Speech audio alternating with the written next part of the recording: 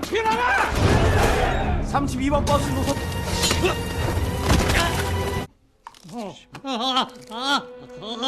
Hello, a man's car is hit by a stranger who kills him when he gets down to take pictures of the damage of his car and also the other car for claiming of car insurance.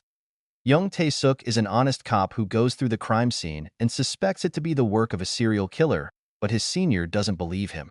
The victim was stabbed several times, and Tae-suk finds evidence that his car was rear-ended, which means there was another car at the crime scene, which later drove away. Tae-suk argues that the length and depth of the stab wounds match those in at least 4 other similar incidents, and thus to him, it looked like the work of a serial killer. Tae-suk is also investigating gangster Dong-soo, who has bribed Tae-suk's superiors. Tae-suk does not listen to his superior officer and does as he pleases by randomly raiding Dong-soo's establishments. On the other hand, gangster Jang Dong-soo, Ma Dong-suk, is on his way home after a meeting with his rival gang's head Sang-do, where they have a disagreement over how to split territories. Sang-do was not happy to be restricted to the slots and arcades business, and Dong-soo wanted Sang-do to be happy with what he had. The killer hits Dong-soo's car, he rear-ends it, and eventually tries to kill him. A fight ensues, and both of them end up injured. Dong-soo is a strong man himself and more than capable of defending himself. Dong-soo manages to stab the killer a few times with the killer's own knife. The killer escapes after knocking Dong-soo with his car.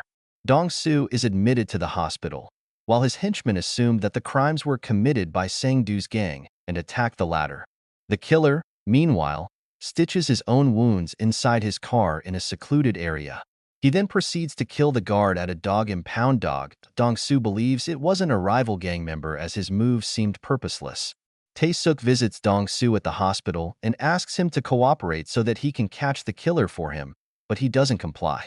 Tae-suk visits Dong-soo's car and again finds evidence of a rear-end collision, just confirming that it is the work of the serial killer he has been investigating. Dong-soo orders his men to find the killer through a sketch, and they manage to find his car and a knife with which the killer killed another man in the vicinity. The knife was the murder weapon which the killer had dropped after killing his latest victim. The murder weapon was found 3 kilometers away from the killer's car, and this time the killer was driving away in a garbage truck after abandoning his car. Dong-soo eventually informs the findings to Tae-suk. Tae-suk meets Dong-soo again and says that he was attacked by a serial killer and that more people are likely to die if he is not apprehended soon, and they decide to team up to catch the killer. Dong-soo needs to take care of the killer as this random incident has made a dent in his personal reputation that is now hurting his business. Dong-soo agrees to provide manpower, but on the condition that the killer belongs to whoever finds him first. Dong-soo wants to kill him for revenge, while Tae-suk wants to arrest him in order to solve 5 connected murder cases and then eventually get promoted. Dong-soo orders his right-hand man Kwon Oh-sung to kill his rival Hyo Sang-do with the killer's knife that already has the blood imprints of the killer's previous victims. An enraged Tae-suk gets into a fight with Dong-soo upon learning what he has done, as the killing is confirmed to be the serial killer's work, and the case is transferred to the major case squad. Dong-soo visits Sang-do's funeral where the killer also turns up and informs Sang-do's right-hand man that Dong-soo killed Sang-do with his knife. When Tae-suk and Dong-soo check the killer's car for any evidence, they are attacked by Sang-do's right hand and his henchmen. A fight ensues, resulting in the death of Sang-do's right-hand man. Dong-soo gets him buried and clears the scene. Tae-suk is now assigned a kidnapping case.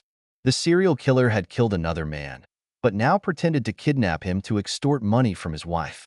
So, Tae-suk asks the wife to take the money to the designated drop in the hope of finding the kidnapper there.